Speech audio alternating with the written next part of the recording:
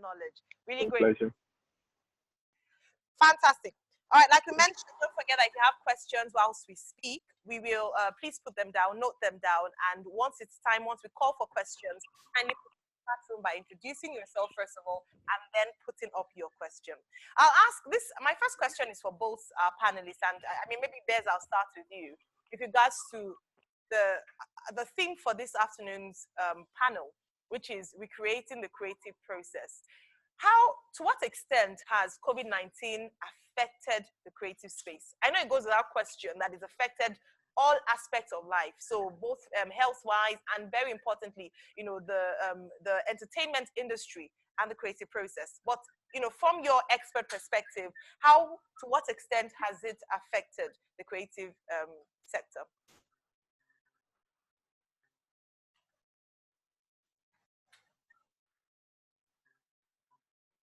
Bez? Just in case Bez is, we cannot hear Bez, I'll go straight to Mr. Tayo Akinyemi. Perhaps if you can hear me, Mr. Akinyemi. Okay. Yeah, I can hear you. It looks like Bez's microphone was muted. Oga Tayo, afternoon. Bez. Yeah, good. Okay. I'll just allow Bez after the question. Thanks, Bez. Okay. So yeah, it's great to be on this panel.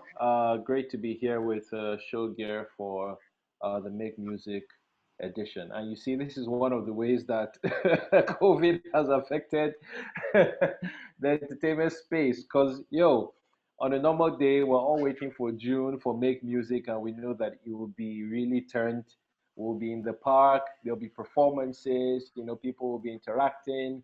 And there won't be anything like social distancing, and people will be having a great time, But here we are, innovating and finding a way to do it online, where we can have even more access to more people to hear the different types of messages that we need to beam across to them. So I think this is one of the ways it has affected.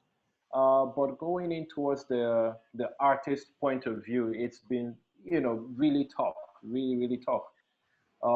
Especially in Nigeria, I mean, a lot of people don't make a lot of money from their IP, meaning a lot of people don't make a lot of royalties or a lot of streaming revenue as a result of different things. Maybe the collection societies, as a result of not having a great, great publishing deal, or also as a result of not being huge enough, for a lot of people to keep on streaming your music, millions and millions and millions of streams. So what people rely on is gigs, they play live.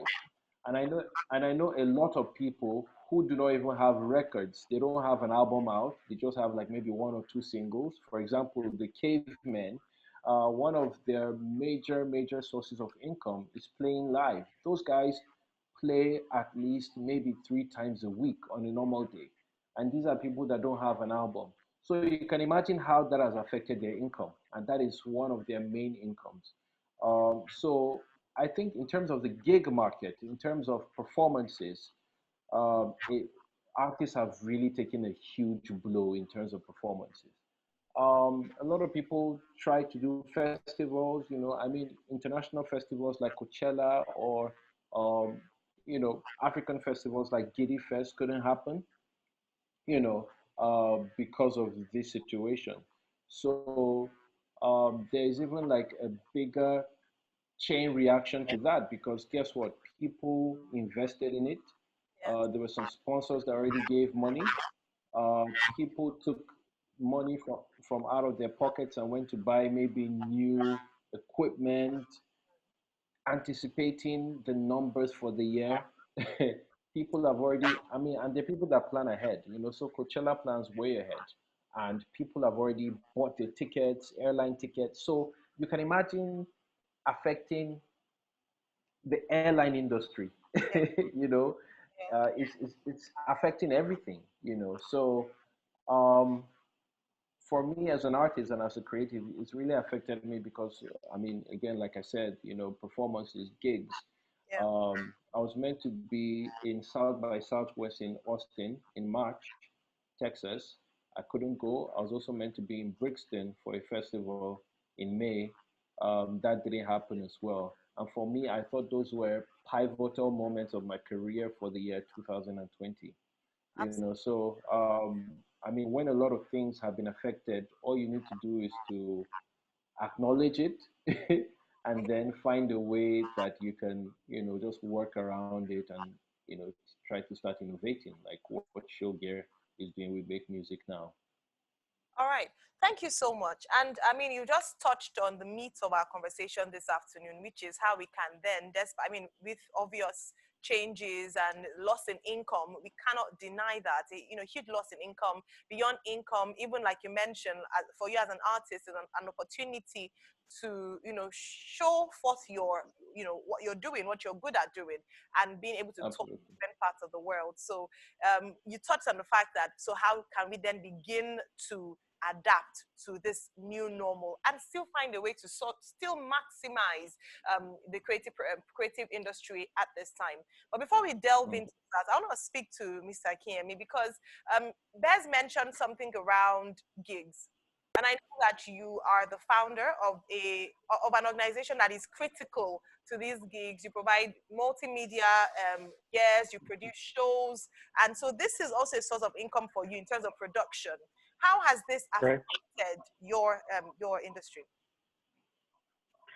Oh well, thank you.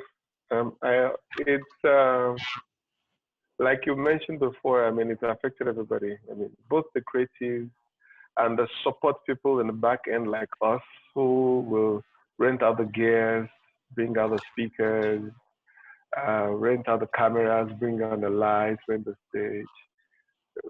This this has been it's been a no-show for the past 3 months.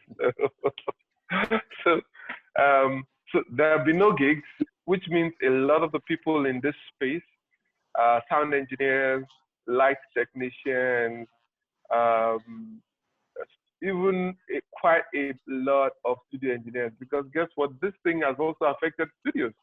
Yes. It's a whole chain reaction. The people that would normally go to the studio and record and rehearse, make their money from doing shows. Right now, they are not doing those shows. They are not making that money, so they don't even have money to pay for the studios as well. So studio income has gone down, and it's affecting a lot of guys. It's affecting a lot of guys, everybody. So just like Bear said, we all have to adjust to this. Well, I'm hoping it's a very temporary new normal. But we all have to switch very fast before we go extinct like the dinosaurs and find new ways of making this work. I mean,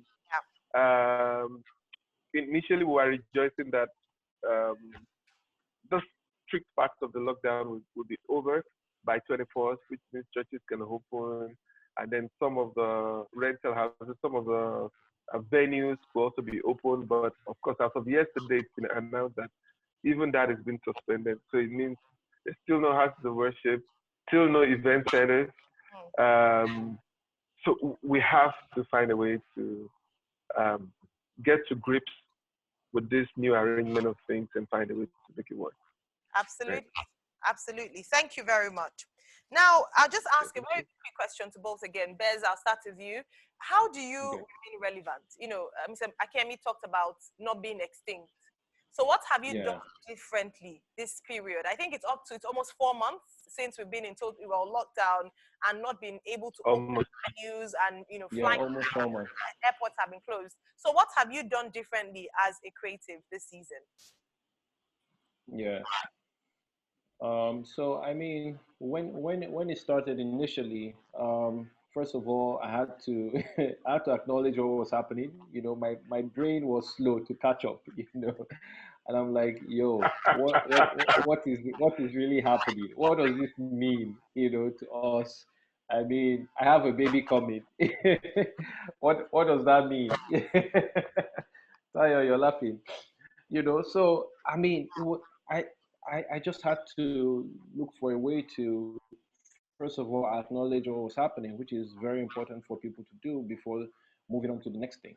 And already I was already working on Artist Hub was last year, and we evolved this year into what we call the Music and Tech Space, which is a collaboration between me and CC Hub, a tech hub. And so we're like, all right, so we need artists to, because I still maintain the notion that if you're an artist, then you need to keep on being an artist. You know, if you're a writer, then you need to keep on being a writer. you know, so what do you do? Then we started doing weekly gigs on our platform. We started on Instagram, then we went to Facebook. Now we're very present on Facebook. So what we do is that every weekend, Friday, Saturday, Sunday, we have an artist that's performing from 7 to 8. And when this artist is performing, members of our community, they hold watch parties, you know, just to make sure that they amplify the artist as much as possible. Again, what this does is that if that artist has music online that people are streaming, I know how much I've gotten from streaming revenue just in this season alone. That's fantastic. So that works, you know. So when the more people are streaming, the more revenue you're able to get, even if it's $30. You know what? How much $30 is? $30 is about 12,000 naira. Yeah. Do you understand what I mean? So dollar Yeah. has So actually dollar even is if it's $30, you know, so even if it's $30 you're able to get from streaming, that 12K is going to hold you somewhere, you know, because we're not able to find a way to yes. I think directly monetize those live performances, which is something we're trying to rack our brain around. How do we monetize live performance? Because the more people remember your music, the more you post on Instagram about your music, the more you make, no matter how small, it goes somewhere. Another thing that I've been able to do is to, you know, I've had times where every year I write down four major things. Okay, so this year I'm going to do more songwriting, I'm going to do more voice training, I'm going to play my guitar more, I'm going to go deeper into production, and I never get to do those things. So what I decided was that, all right, let me start with May. From the 1st of May to the 31st of May, I'm going to give myself a challenge. I must write every single day. fan. Wow. And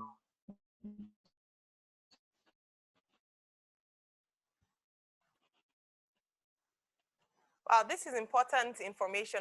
I know we're losing his audio for a second. use Insta. I was like, all right, so this works. It's able to happen. I can be consistent. And, you know, nothing is distracting me. Nobody's saying, Bez, come here. Come and do this. Come and take this picture. Come and come and do this interview. So I have that time. So I'm like, all right, so what do I do from June to December? Because believe it or not, I don't see major gigs happening, you know, till either the very end of the year or next year, you Yeah.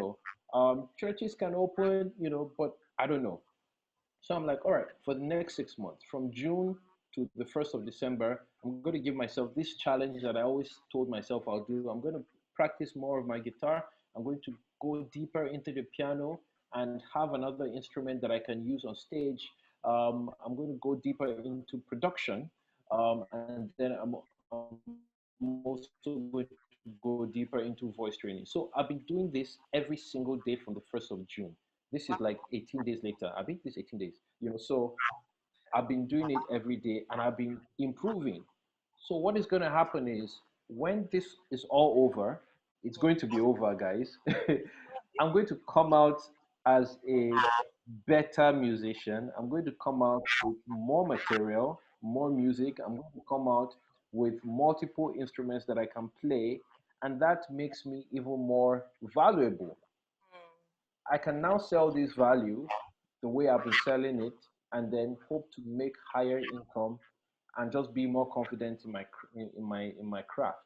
So this is what I've been doing in this season, and I think it's time for people to also just go deep down into their craft and try and upskill themselves, you know, to just a new level. Because believe it or not, this may never happen again. You may never have 6 months straight to learn a new skill or go into something. So this is the time to do it.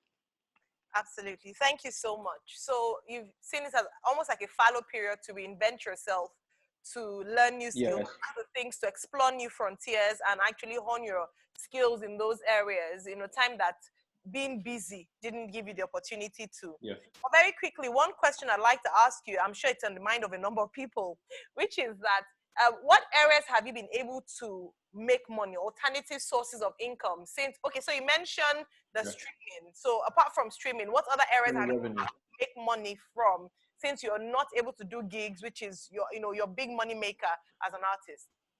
Yeah.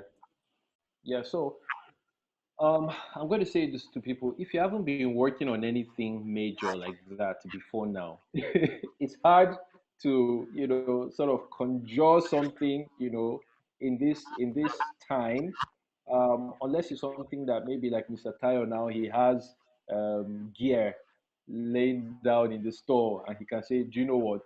We're going to slash this by 10%. Come and buy all the guitars possible. And then you see people rushing. But I don't have that kind of inventory. So what do I do?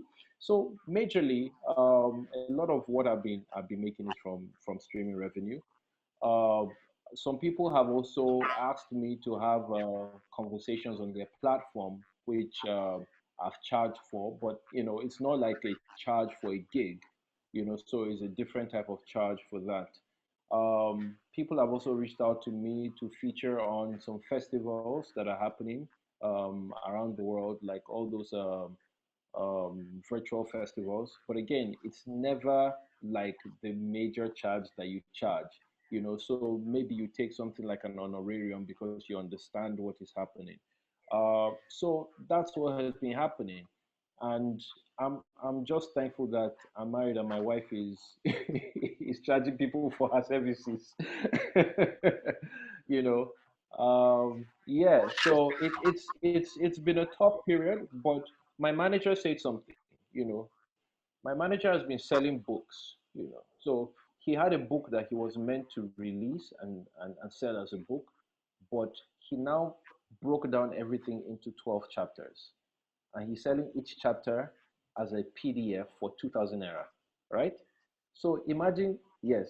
So imagine if 100 people buy 2,000 naira. I don't even know the math, whether that's 200K or so. That's And he about has, and yeah, 200,000. and he'll make, yeah, so he's making 200,000 if 100 people buy that one PDF, that one chapter. And then he will now follow it up, with mentoring, talking people through the process and all of that. And then he will now release another chapter for 2K. And people that are interested, and he's built a community, and people that are interested in that are doing it, and people are buying it, and the guy is making money. So he's telling me another way to go about it is best do lessons, also do mentoring, which I'm also considering on doing, because this is my point. The point is, in this season, don't look at trying to blow or make any big money. You, your aim is to keep your head above water. All right? Keep your head above water while you're doing the rest of the things you're doing to improve yourself, because this phase will pass. Yes, there's a new normal, but it will pass. But as much as possible, try and keep your head above water. That's for creatives and for people that are doing side gigs.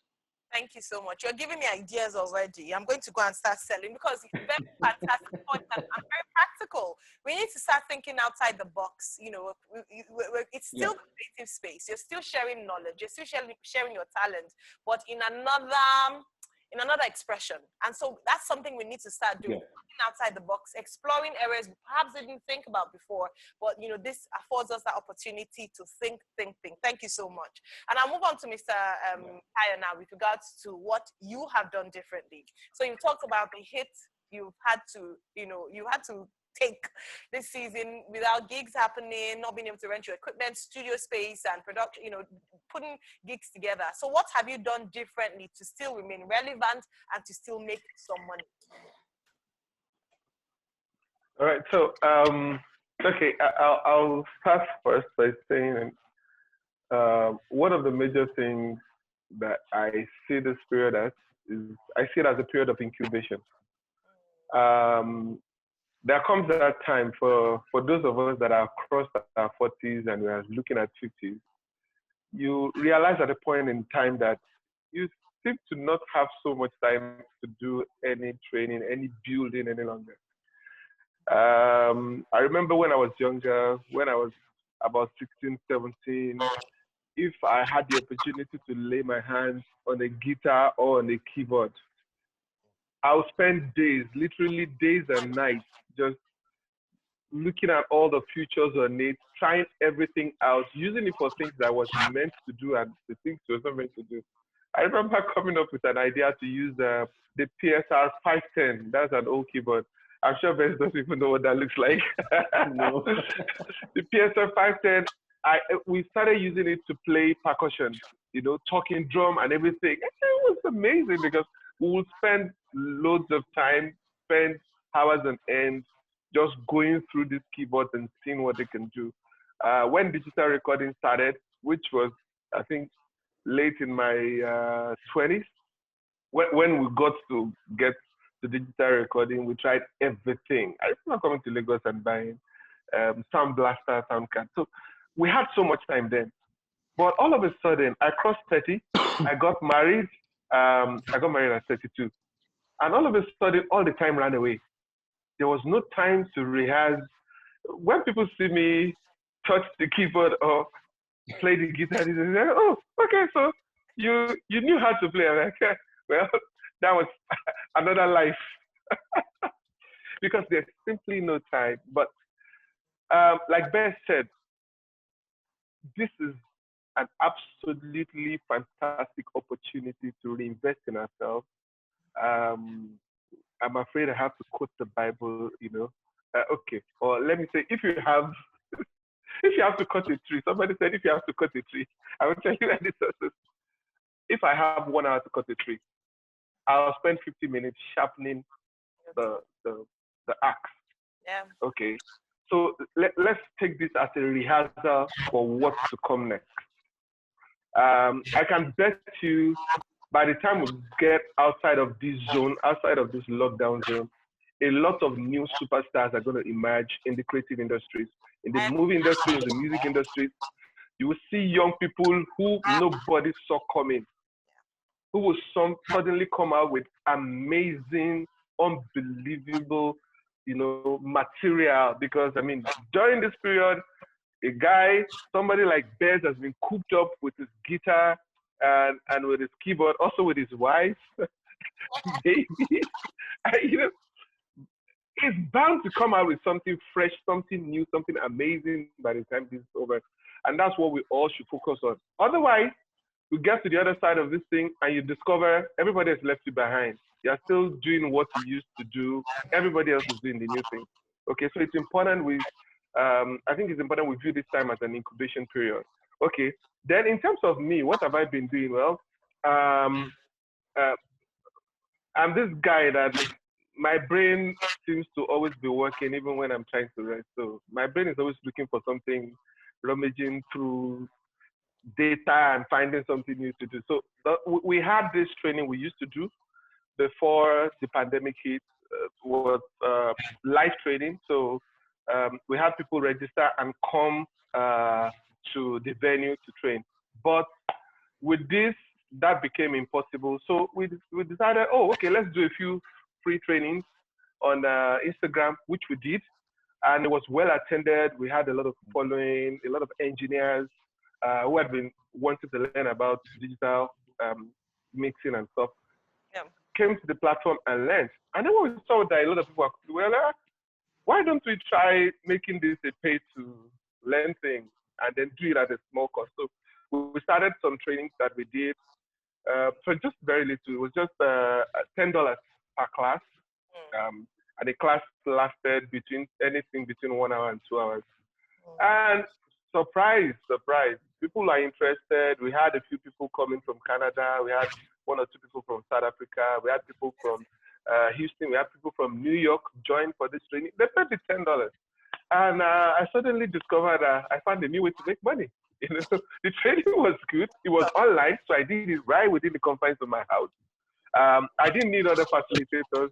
fortunately, so I could, make the money alone. And even though I'm not expecting a child yet, the money was good. Was good for greasing the bank. So that's been one of the things we've been doing. Then finally, in closing, we've been looking at concerts. I mean, like Beth said, we've been looking at how can musicians uh, make money from their craft. It's all right that everybody is going online now and doing free concerts, but free concerts are not going to get anybody paid. People have to sustain themselves. It's okay to do free concerts if you have money in your pocket, but if you don't have the means of it. So we decided to start looking for a way to make this possible. So we've been working on something and it's nearly out. The Make Music concert, the shutdown concert that we'll be doing on Sunday will be like a test for what we're about to do. Of course, Make Music is absolutely free and people will be watching for free. But what we want to be able to do is to push a quality that people are comfortable to sit down, call other people into their sitting space, buy the ticket. The tickets are probably going to be very cheap. Maybe like Beth said, maybe like a $10 ticket, but if we can have 1,000 people buy a $10 ticket, you know how much that comes to in total. So we want to start doing this with different artists.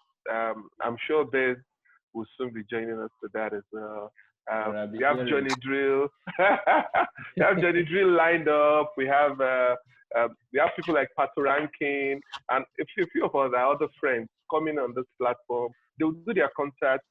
We'll shoot it completely like a normal concert with the best of gear, red cameras or ARRI cameras. We set up a complete stage, lights and everything, but make sure that the numbers are within the numbers allowed by Lagos state government. I mean, with everybody wearing face masks. So it will be done properly, but it will be done at such a quality that people can sit down in their houses, or sit down in a room and watch this and pay for it online.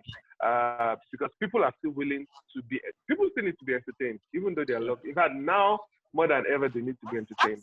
Absolutely. So we're looking at this. You're totally correct. I think that's why probably Beth shared in terms of his streaming income. People are releasing new songs. People need, people are home a lot of times. Even if you have to go to work, it's not as rigorous as it used to be pre-COVID-19. So people need some way. And then of course there's a lot of tension, fear.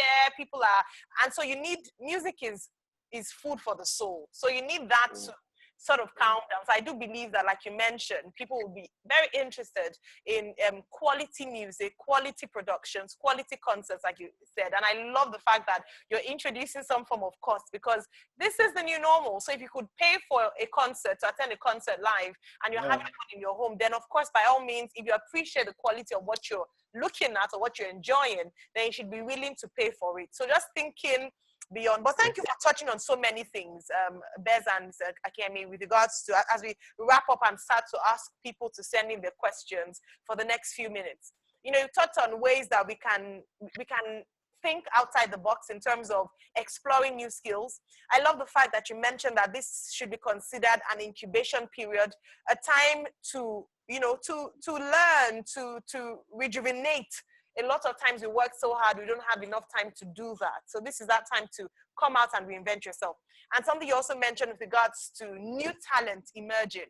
And I do believe that the new talents that will emerge will be dependent on what you do during this period. So some people are doing a lot of groundwork and people are noticing. So once it's time, once everything opens, at least to what we saw as normal, at least people start going out, congregating, we'll start to see people emerge. And this will be from the amount of work they put in, during this time and how they've improved themselves.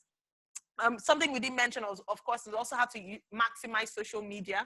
But you touched on holding concerts on YouTube, Instagram, some of the things the challenges some people face, in terms of audio, how we overcome the barriers. So, because I know that's your expert area, Mr. Akinyemi, how we can do that. Because some people complain, Zoom concerts, the volume isn't that, the audio isn't that great. How do you then work using this? Then maybe I'll just ask you very quickly, because I'd like to take questions now. The apps, or what platforms would you recommend? You know, if you could just say one or two of them that you've used and you'd recommend for people who are listening and would like to explore that option. What apps, what platforms, what technology have you used at this time to help you? Okay, well, let me try and answer this in the non-technical way so that I don't throw a lot of people off. The platform to use, I mean, these different platforms are programmed for different things. So Zoom, for instance, I've noticed that Zoom is pre-programmed to recognize speech, and it does that very well. So it's able to make what you're saying intelligible as much as possible, depending on the program material that's entering. But I've seen that Zoom doesn't necessarily handle music very well. It doesn't understand music. So Zoom might not be a platform where you want to do a concert because it's designed for teleconferencing, what we're doing. So you might want to look at Facebook or Instagram for your music stuff. And then as for getting the sound into your gear, into either your phone or your laptop, more people are getting the hang of this now. I mean, if you have a digital console or you have an analog console that has a digital output, it's simple. Same console you have been using Behringer or Yamaha, whatever to make it. As long as it has a USB output, you can connect that straight into the input of into the USB port on your laptop, and your laptop sees it as an audio device. So rather than have the microphone on your laptop picking the sound, you can have the sound moving straight, streaming as digital from the console into the laptop, and that makes your sound way, way, way better than what you get using a microphone. Same thing if you are using a phone. There are cables now meant for that purpose. I think they call them OTG cables. Some of them, they call them camera cables. So if it's an iPhone, you can use something like this. Okay. I don't know if you can see it on your end, the lighting and this. No. Yeah, you can see it. Sorry. You can use your hand as a shade to cover. If you can. Oh, okay. Yeah, to cover the light. I'm not sure this is helping. but it's called lighting to Ethernet USB 3 adapter, and that's for app bodies. It only work for Apple phones and other phones that have the lighting from that. So you plug this to your phone, and then you plug it to a console, a mixer, and you have stereo audio digitally streamed directly from your console into your phone. So even if you are using Instagram or you're doing YouTube on your phone, you can have, the perfect quality of music streaming straight into your phone. There's something else we are working on, which we should be able to perfect by this week, and which is to help people like Bears who already have like a studio, like a home studio in their houses, and they have a sound card. We are working on something we should be out by next week, which will allow you to connect your sound card, your regular sound card, directly to the input of your phone. So you can play backing track from your laptop, connect your microphone to your sound card, do a song, and it goes straight into your phone with the high quality you will have been processing on your laptop. These are some of the ways you can get these things to work. For video now, I'm saying that knowing that the time is perfect. There are HD cameras, webcams now that are available. I bought one 2 weeks ago on Amazon. HD webcams.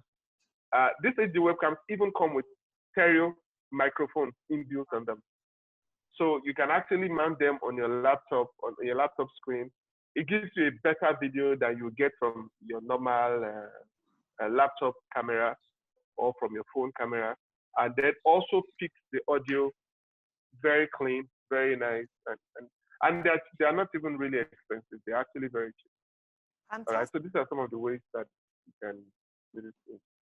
That's really fantastic. Thank you. I think that's been really, really helpful. Thank you so much for sharing. Thank And I you. know that some people have been taking notes and seeing how we can maximize this new and you know, we create the creative process.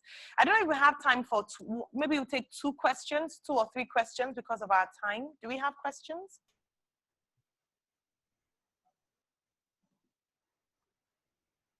Do we have questions in the chat room? If we do, then we'll just take about 2 of them because of our time. We have another panel session coming up very shortly, almost immediately after this one. So please stay tuned for that one. But in case you have a question, don't forget to follow Make Music Lagos and get information there for all activities happening this week, as well as to connect with some of the speakers and panelists for today.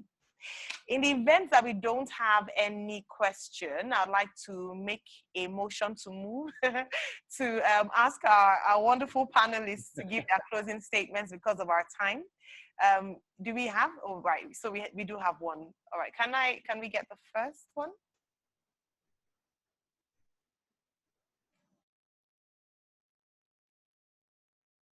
Question is for Bez. Okay. Or I think you can just type the question. They're asking if Bez, you've turned on the mic. Bez, have you seen the question? No, I think the person is typing. Okay, all right. So wait for the person to type. Like we mentioned, there's more activities happening this week, so please make sure you're following us on all social media platforms. Make Music Lagos. A lot of things have happened as well, and if you'd like to connect to some of our facilitators, some of the events and things we've done this week, you would be able to do so through our various platforms. Okay, so we will move on. Has the person typed? You see, one of the things you have to learn how to do this season is how to type fast. Technology is have to be able to type fast, articulate your thoughts quickly, use shorthand or anything, and just type quickly. You know, that's part of the. So it's finished typing. It's typed it already. Fantastic. All right, let's go. Okay, so this person says, I used to really love making music and would spend hours writing songs. But these days, I feel like I've lost my passion. Okay, I guess, you know, I can put a question for you there, like, how do you solve this problem? So, what I'll say is, you know, you're not alone. Um, I mean, the Nigerian air can make you lose passion for, for you know. So I'm sure that a lot of creatives, you know, are facing that. You know, maybe a slum or they're not able to write, you know, stuff like that. And you know, the thing is, I've heard people saying that success is 1% inspiration, right? And 99% perspiration. So basically, sometimes we're waiting for that, you know, that inspiration to hit us, you know, because you feel like your passion should automatically trigger inspiration and songs will be flowing to you. Or normally when you wake up in the morning, you just start, you know, singing, there will be colors in the air and you just move to your writing space and write. No, it doesn't happen like that. You know, sometimes you need to force yourself to sit down and create, which is what I did with my my 1 month challenge for creating. I'm a lazy writer on a normal day. I would write only when I need to write, you know. But I'm like, instead of waiting for inspiration, let me trigger this inspiration. Guess what? From day 1 to day 18, my writing was labored, but I was doing it because I needed to build that, you know, that concept of me doing it over and over and over again, you know, because that's where the magic happens. After day 18, from day 19 to day 31, the songs I was writing were just flowing. Boy, I needed to get through 2 weeks and 4 days of just, I needed to break through that wall. And breaking through that wall is not easy. It's not fun. You don't feel like it's fun. You just have to keep on doing it. You know, it's the same thing with many companies you see. I'm sure Mr. Taya can ask him, are there days that you don't want to go to work at all? I'm sure there are days he just wants to sit at home. It's raining today, you know, like they're doing make music, you know, Somebody can just be chilling, but you need to cut through that meat for you to get a result. So if you want to get that result, it's not every time it's going to be rosy. You just have to get up and decide that you have to be consistent, because that's where the magic is, and cut through that meat. So that's the only thing I can say about that.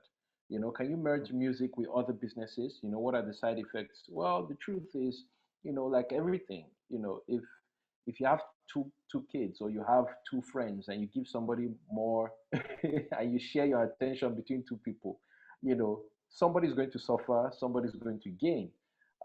If you're going to merge music with another business, is not cheap. It's not easy to do that. You need to give your entire being into it if you want to succeed at it.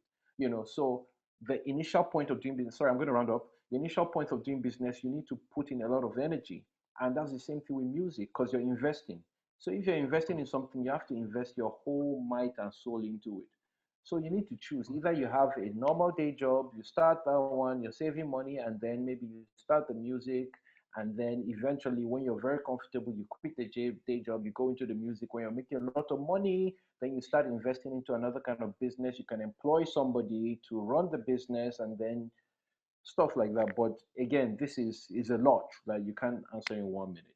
So I Mm. think I'm done. Thank And you. then there's one more question that I think you skipped.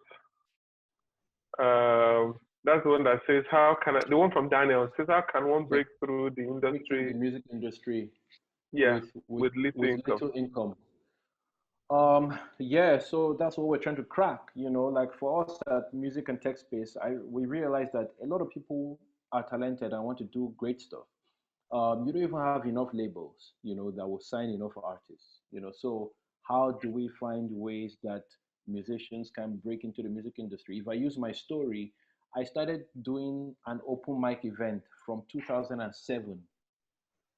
I was doing Tarua for 2007, Yeah. 8, 9, 10, 11. 5 years. Wow. So Wow. 2011 was my first album. So it took me 5 years to create my first album. But before I was doing that, I was playing and performing all the time. I was in people's faces. They were booking me for gigs, and I just kept on going till I released my first album. Even when I released my first album, I needed to keep on doing it. So it's not magic. A lot of times you see that somebody released a track, you want it on radio, you want to shoot a video for it, and you think you'll blow. It sometimes doesn't work that way. Mr. Toya runs a record label, so he knows. But that groundwork that you're doing, building a fan base, interacting with people, doing many other things, maybe it's even your Mm. fashion. Mm. Maybe it's these colored glasses that I'm wearing that people are saying, wow, Bez, where do you get those glasses from? Okay. And then people are coming to me and I say, man, this is where you get it from, but check out this music. You need to pull them in from all types of places and different aspects. You use everything that you can do to pull people. For example, Falz the Bad Guy, when he started music, he was putting out music. A lot of people were not really enjoying what he was putting out. And then he started his comedy skits. Whoa! Before you know it, he will use his comedy skits to promote his music, and then his music went haywire. But it took Falz a long time. So again, you need to look at that. Is like Tayo said, it's a period of incubation. When a woman is pregnant, it takes her 9 months, right? Baby doesn't just come out. Even when baby comes out, it doesn't start running and going to school. There's a process to it.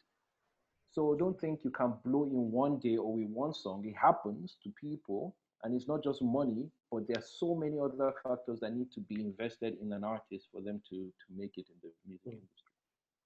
Great stuff. Thank you so much. I have a question from Instagram, so we don't forget our Instagram fam.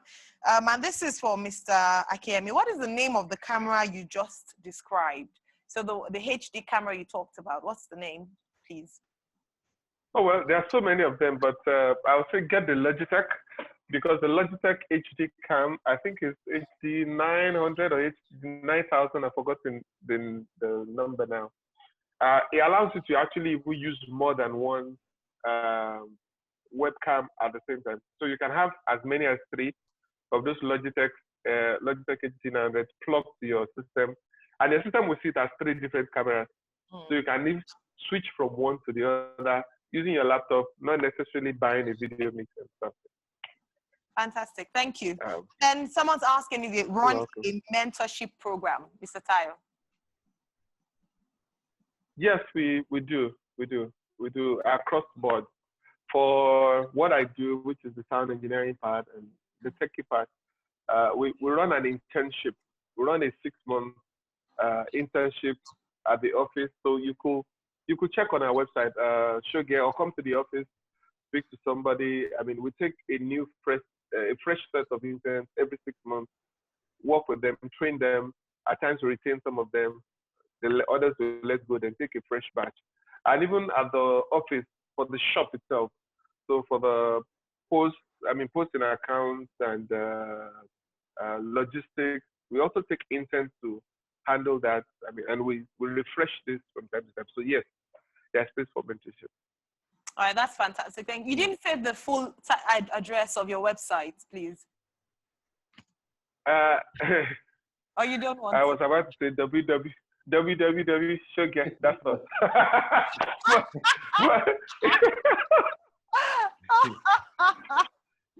That's all. It's shogeonline.com. It's shogeonline.com. So it's www.shogeonline.com. All right. You won't say one thing and your guy be talking what? Say another. I don't know if you have any more questions I'd like to respond to, but I'd like to say a big thank you to Bez and to Mr. Tayo Akinyemi for speaking to us this afternoon. I must say that it's been really informative, insightful, even for me, even though I work in the other aspect. I'm the gatekeeper on radio because I work on radio as to music, but even then...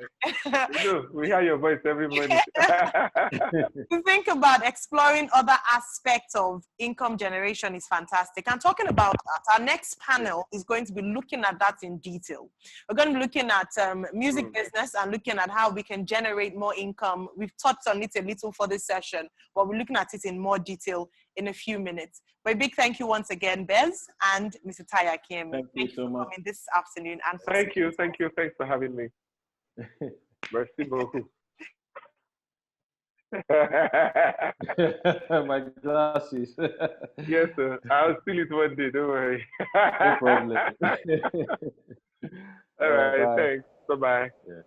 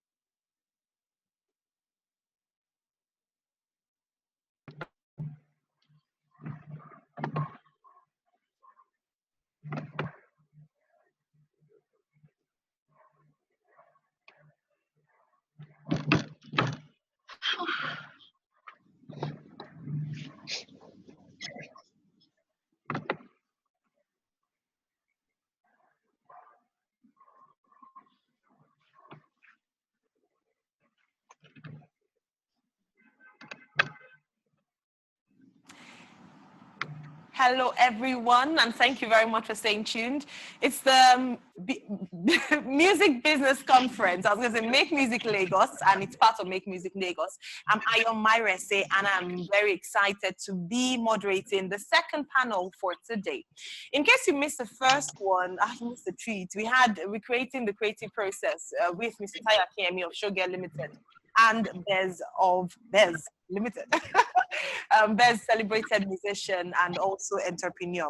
Now we're going into the music opportunities panel, and to join me for this, I have another group of carefully selected panelists for this session who know their onions in this regard, and they will be sharing with us some of their thoughts on the income opportunities in the music industry. I know a lot of people will be looking forward to this particular one because we shared the challenges in the first panel session, and some of the things that we can do at this time to remain relevant and to make money. We touched on that, but money is a critical factor in the season, particularly for the creative industry, for musicians, and that's a whole value chain. So artists, songwriters, instrumentalists, production crew, all of them. And to speak to us this afternoon, I have with me the founder, I Manage, and also a talent manager himself.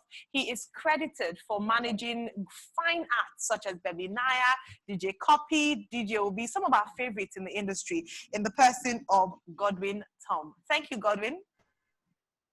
Thanks for having me. Great to have you. All right, we also have joining us this afternoon from ACAS Law, entertainment lawyer in the person of Tokunbo, Komolafe. Thank you for joining us, Tokunbo. Thank you. Thanks, Aya. It's good to be here. Good to have you. And finally, last but not least, we have the Chief Commercial Officer at Spinlet in the person of Damola Giwa. Thank you, Damola, for joining us. Hi, everybody. Thank you for having me. All right, thank you so much. Now, in the first panel, we touched on very heavily on the new normal, as it were. So the things that musicians, people in the music industry, creative industry can do at this time to maximize this season despite the challenges. And the first question I'd like to pose to all three panelists, if you don't mind, actually, before I even go on, in case we have new people joining us, just a few rules in terms of sending messages. We will take messages at the end of this session. However, we do ask that you don't send in your message until we make a call for messages. And if you could kindly introduce yourself and then pose your question, and then if you want a specific panel member to answer, you can put their names, or if you want it open to any panelist, you can kindly indicate that as well. But again, don't forget to please post your questions in the chat room once we make a call for question, whether on Instagram or on Zoom. But I'll move on to the question for the panelists, and that's this. In terms of the main challenges that you have seen, particularly with the acts that you work with or the people that you represent, how do you think that they maximize making money? Because one of the biggest complaints or challenges that the entertainment industry, creative space have faced in this time is the loss of income. We know for a country like Nigeria, a lot of them make money from live gigs, which of course has been banned at this time, and shows, promoting music. That's how they make their money. But what are the alternative sources that they've explored at this time? Perhaps I'll start with you, Godwin. Well, I think the question I can answer is, what are the other options? Yeah. Whether they're being exploited or used is an entirely different conversation. So there are artists who are benefiting from their publishing. So existing catalog that is still being played and exploited right now is generating some income for them. Okay. There are people who have managed to diversify their business, identifying that as talents, they have reach and they've created opportunities to engage their followers or their fans and sell directly to them. An example is someone who's selling merchandise, someone who's selling perfumes, or the lot.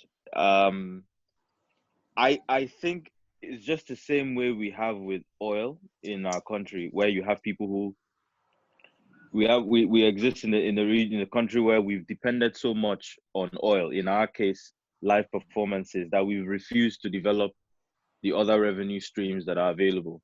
And I think that's the case the industry is dealing with right now. But I think that's as far as it goes. The revenue streams from the publishing.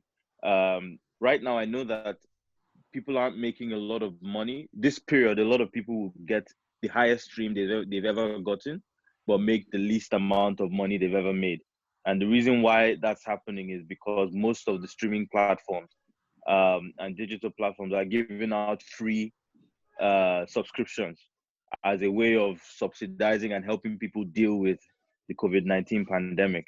So it's looking at how, if you don't have an audience now, it's going to be very hard for you to make money. All right. Thank you very much. So I love that you've touched on something that perhaps you don't really look at in Nigeria: distribution, rights, streaming, royalties. But we'll come to that in a moment in more detail. I'd like to ask the other panelists, Tokunbo, I'll come to you with regards to, if you want to add any more thing to what Godwin has said with regards to the other sources of income that artists and musicians can explore at this time. Yes, so I completely agree with Godwin. It's the same thing with my clients as well. So everyone is sort of trying to look at other alternatives for monetizing their music. So if you see right now, the number of people registering for distribution and publishing have increased. So most of our clients before, we would chase them down to say, oh, come and register your publishing. Let's help you sort out your collection for your publishing or pub admin and the like. But right now, they're the ones who are chasing us, asking us to register their publishing, try to help them to collect in different territories, asking us to register with different DSPs as well. So, I mean, apart from what Godwin has said, I think he said almost everything. But I also think that we should try to explore the virtual concerts that the like of Travis Scott and Erykah Badu are doing right now. I don't know if our Nigerian populace is ready for it, but for some artists, they'll be able to achieve that. So we can explore that as well. So we can have quality virtual concerts, properly organized, with good sound, good bandwidth, and have people pay a token. So we may not make as much money from virtual concerts as we would make from live performances, but it would be something. So the difference with this period would be aggregating all the different sources to have a more substantive collection, as opposed to just depending on one thing. We can all depend on all the other different things and add that up to satisfy our clients at the end of the day. Thank you very much. Thank you so much, Tokunbo. I think for Damola, I'll spin the question or add a bit to that question, because we've touched on how established acts can make money. So Godwin even referred to the fact that you ought to have had some form of following. But let's not forget upcoming artists, upcoming musicians who perhaps have not built their fan base or released an album where they can get royalties from. Do you have an idea of how they can make money this season? Oh, okay. Thank you for that. I think we should look at it this way. I think, first of all, any artist that's coming on board has to be something I would call fan-centric, meaning that whatever you are doing, ensure that it is all tied around your fans. So you're getting to know fans and you're getting to monetize everything that has to do with that relationship. I'll give an example of things that I've seen happen. I've seen upcoming artists in trying to build their fans teach music. They've taught instruments, they've organized classes, at least they've used that space to organize classes. And that way, they're able to engage with fans and make money. I've also seen people do stuff like, that is not here, but I've seen people do stuff like crowdfunding. It's a way to crowdfund your own kind of music. So you have a music, you have a concert that's coming on. The way we do farm crowd and all those things, they do the same thing for music, and it does very well.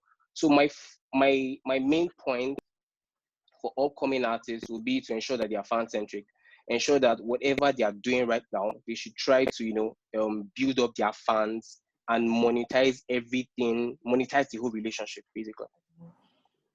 Thank you. And I guess this is where social media platforms will have a huge role to play in terms of being fan-centric and concentrating. It's no longer about, it's not just about putting out great music. You also have to acknowledge the people who would consume the great music, particularly for artists. Engage with your fans and try and get new ones as well. Thank you.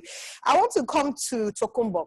Tokunbo, you're an entertainment lawyer, and Godwin and yourself, you talked about publishing deals. Now, one of the things that we've seen a lot of times is that some artists, established and new, don't know what to look out for in terms of getting a good deal for themselves. So it could be publishing or being signed to a record label. What would you say are critical things to look out for if you're exploring getting a deal either from a publisher, with rights to your songs, or from a record label? What are some of the important things to look out for? All right. Thanks for your question, Ayo. You know that for both deals, it's separate, different things that you would want to look at. So let me take it from the publishing angle first.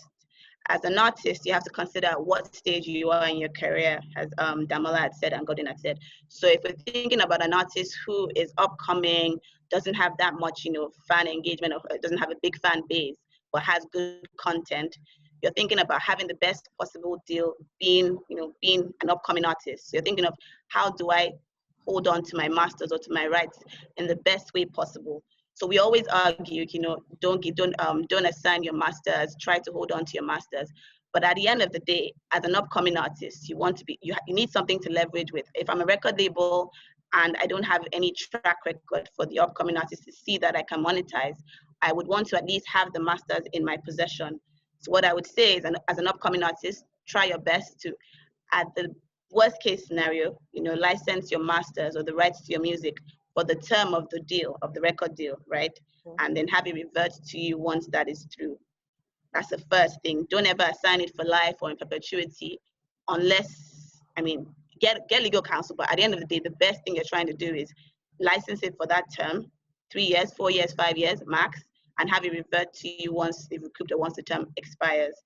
Another thing you want to be sure you're doing as an artist, any artist, upcoming, established, ABC, whatever category you think you are, you want to be sure that you're putting a clause that mandates the record label to release your music. So we have situations where, I don't know if you read about the Megan Thee Stallion case, where she wanted to release the album and her record label was refusing to allow her to release the album. As well. Right? I think so she had, around that too. Exactly. So if what she'd had in a contract was maybe she put a recording, it's called a release commitment. So put a commitment on the record label to release your songs as soon as you deliver. So give them like a timeline. So if you say, for instance, the record label is obligated to release my music as soon as I've delivered it within 3 months maximum. So at least, at the very least, at the end of 3 months, if they've not released it, you have the right to terminate. You have the right to release yourself. There are different remedies that would come up once you've put that in your contract. So a lot of people don't put that, so they then start to complain, my label isn't releasing my music, this, that, and the other. But at the end of the day, if you have a good entertainment lawyer negotiating for you in the beginning, you have to put that clause, giving them a timeline from the date that you deliver the records for them to release it.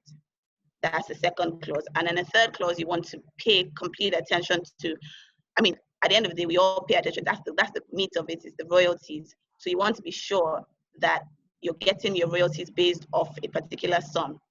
Now, let me try to explain it in a better way. So your royalties are the amount of money that the song generates. So usually record labels do a split, either an 80-20, 70-30, 40-60, 50-50 split in favor of the artist. So you want to pay close attention to that, to know how much money you're giving up to the record label from songs, from the royalty that you gain from streaming platforms, from the money that you earn from endorsement deals, from money that you earn from live performances. So it's not usually uniform across all boards. It varies according to the different fee category. So usually you negotiate something higher for yourself when you're doing live performances and tours, because unless your record label has tour support, there's no proper justification for them to get a huge chunk of the money, right? So most of the time, the most split goes to the record label for the royalties that come from your streaming revenue. So your stream revenue is the money that you make from your YouTube, your Apple Music, your Deezer, AudioMac, and the like. So at that stage, that's when you have to start negotiating what split am I giving to the record label. At what point can the record label start to take this money? Is it after they've recouped their expenses? So is it after they've recouped all the money they've spent on me, on my rent, on my music video, on my stylist and all of that, or do they start to pay me before they recoup? So those are the three. I mean, there are other things that are crucial to look at in a record deal, but I would mention those three just because of time and also because they're very, very important. You have to know the royalties, know how to negotiate that, know what they're taking the chunk from, whether they're removing the expenses first or not. You have to put an obligation for them to release your songs, giving them a timeline, a specific timeline. And you also have to be aware of how the masters are being held. Are you licensing it to them for life? Are you giving it to them for a particular number of years for it to revert to you, and so on and so forth? So that's for the record label, for the recording agreement. Then for the publishing agreement, on the other hand, it's almost similar, but it's different in that as an artist, before you sign a publishing deal, there are different types of publishing deals. You have the publishing admin deal, where the publisher is only collecting for you. They're not helping you source for co-writing deals. They're not helping you source for placement for your music. They're only helping you register your songs in different territories, and they're helping you collect. That's your publishing admin deal. And there's the publishing proper deal, where what they're doing is they're helping you get writers. They're doing co-writing deals for you. They're helping you place your songs in ads, in adverts, in games, in movies, and all of that. So, I mean, there are other deals like the sub-publishing deal and others, but I will focus on the publishing deal and publishing admin. So for an upcoming artist, right, who maybe for the first couple of years, he's still trying to get his bearing, I would recommend signing a pub admin deal just for the first couple of years, maybe first year or first 2 years. That way, the admin will help you register your songs in every collecting society in the world. They will help you collect all your money, and they probably only take about 10 to 15% of the revenue. And then when you're a bit more established as a songwriter, as an artist, we can then do a sub-publishing deal or a proper publishing deal, a co-publishing deal, where the publisher is helping you pitch your songs to other writers, international acts, in films, in ads, and all of that. So that's the first thing, knowing what type of deal to sign. Then same thing, knowing what rights you're giving out. Always make sure it's a license. Unless you end up, with Kanye West deal where he was suing Universal for his music. So ensure that it's a license where it's only for the term of the agreement and it reverts to you at the end of the term. And always try to make the term, don't sign anything that's too long. 10 years, all of that a bit messy. Once you have like 3 to 5 years, that way you have your compositions back, and you can do whatever you want to do with that. You can renegotiate, you can give another publisher who you believe is better than the ones you've signed with, and so on and so forth. So with publishing, knowing the type of deal to sign, your rights, knowing that you shouldn't assign your rights but license it. And what was the third thing I said?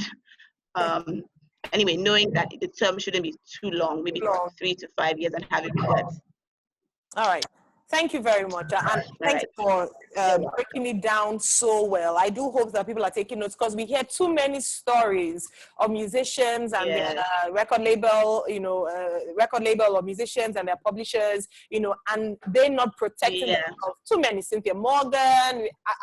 Every time, a musician. We hear all the time. Yes, we hear it all the time. So thank you, and I do hope that will take more time to read the fine print in our contracts for musicians. I'll come back to you, Godwin.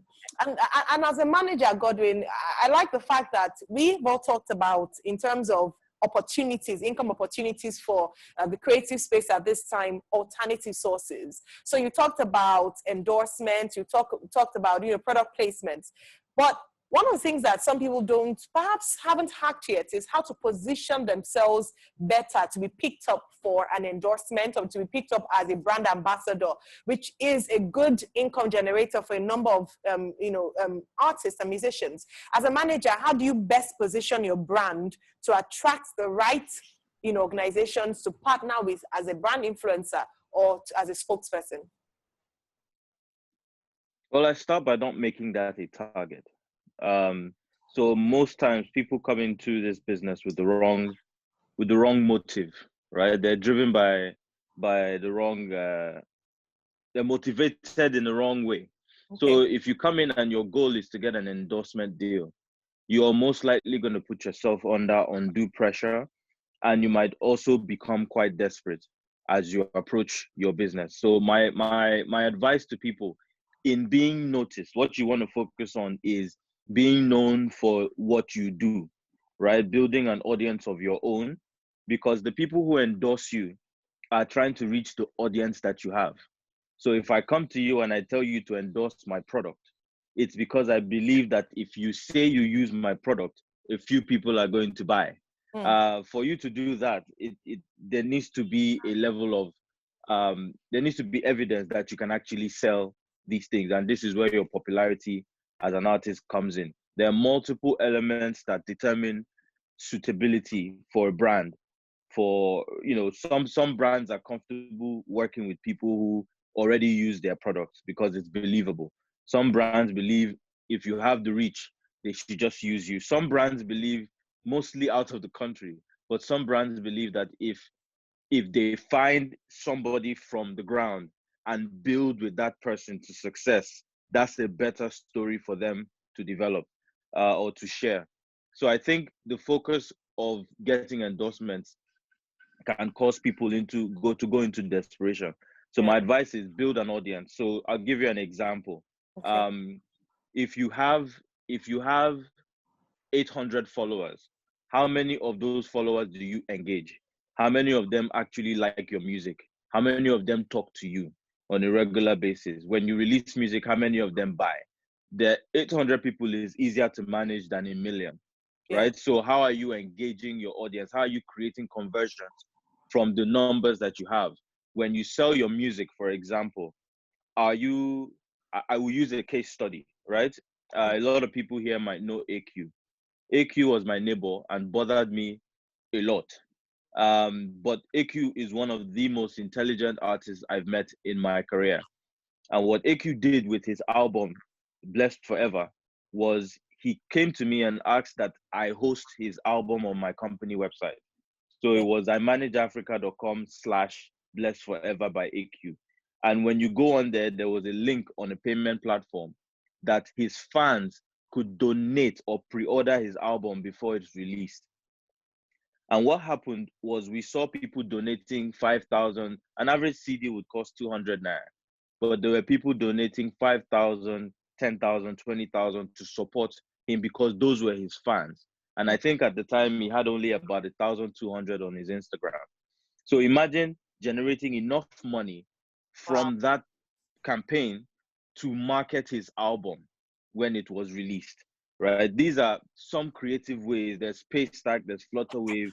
There are multiple platforms that you can use to create awareness for your brand and generate income for Yeah. it. So my advice to artists is identify your audience, build and harvest that audience to a point where a brand wants to engage them.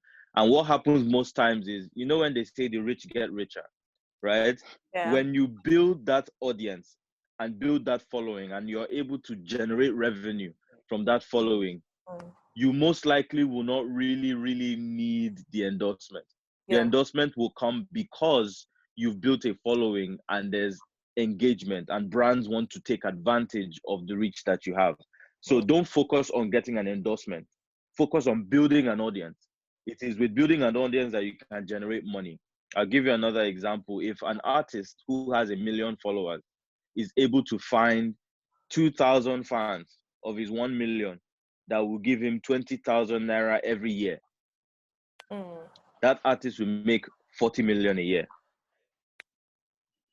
So this 20 could be spread into merchandise, limited edition CDs, concert tickets, all sorts. But I have 2,000 fans who I engage with and I appreciate on a regular basis Yeah. that give me 20,000 naira every year.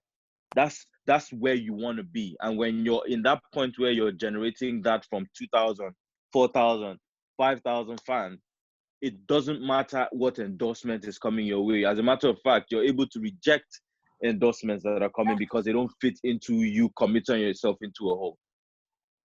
Fantastic. Thank you so much. I think that's really, really important that you've touched on, as I know that that's a major way. Even in this season, brands have to advertise.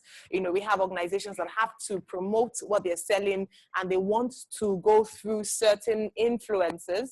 And again, for musicians, this is a great alternative source of income. So I'll ask, since you redirected my question as to not just don't focus on sourcing for the endorsements, rather focus on building your followership. I'll pose that question to Damola. How can a musician, an artist, build a followership? You know, there's one term I've heard, even though I've never received a fan mail from him. AG baby is your baby. I've heard that so many, and that's from Adekunle Gold. He looks as if he's building such a solid fan base, which not every musician, even those who have gone ahead of him, have a higher following, you know, whose music, for some whose music have, you know, gone beyond the shores, have that kind of faithful followers, like, you know, like Godwin described, whereby they'd be willing to part with 20,000 naira annually for you. How can you build that kind of solid followership? We've heard of the Bay Hive, we know Rihanna and Astro, you know, followers like that. How can an artist, a musician, upcoming, unestablished, build that kind of following? Okay. First, followership takes time. To build a large number of followers, large number of fans, it takes time. It's not something that's an upcoming artist just come and all of a sudden it's all over there. No, it takes time. There are a lot of things I have to put in place. I would first say that what's important is, like Godwin said, it's your content, like your art itself. The art that you are pushing out is very important. I believe that if you push out the right art and you accompany with the right experience, you are able to, you know, get some people on board.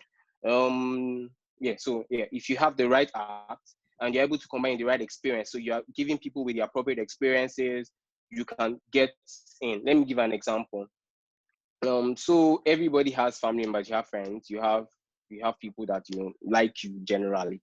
And I'm a musician, so I do free gigs online, and, you know, maybe Facebook Live, I have like a music something going on and gigs, and I share it. People would generally, even if it's not a nice music, my family members are going to come on board, want to listen, they will share it. From that way, you begin to attract people that enjoy what you're doing. So those are ways that you build people in. So the moment they're coming in, you begin to add more things of value. I liked when you talked about selling merch. I don't know why it's something that we don't really build up down here, but I think that those are ways so that people can. Mm-hmm. It's not very Sorry? popular. I said, unfortunately, Yeah, not very that's popular in Nigeria. Yes, and another reason might be that sometimes you maybe the pricing is not right. So I don't know, but basically, if you do all those things that put in added value to your content and you give a proper experience, there are people that definitely come on board your business or your music, and along the line they become fans. Before I wanted to say I wanted to add something to what Tokunbo said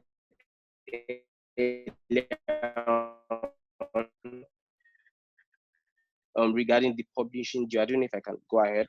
Yes, please. Absolutely. Please go ahead.